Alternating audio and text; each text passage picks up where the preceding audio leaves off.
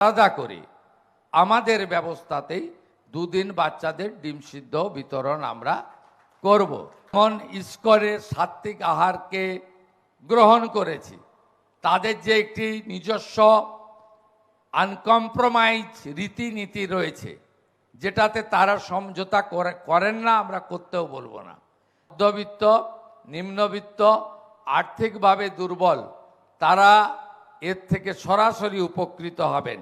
Menu হিসেবে তারা আমাকে যেটা দিয়েছেন, এটাতে অবলিক দেওয়া আছে, তিনটে একসঙ্গে ধরবেন না।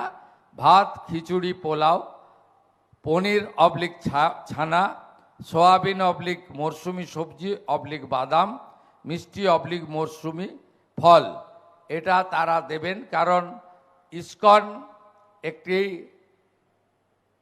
আধ্যাত্মিক সংবিধান দিয়ে গেছে।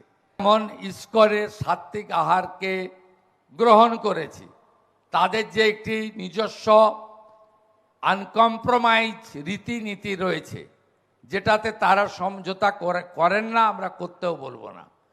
তার বাইরেও আমরা উড়িষ্যাতে আমাদের টিম পাঠিয়েছিলাম।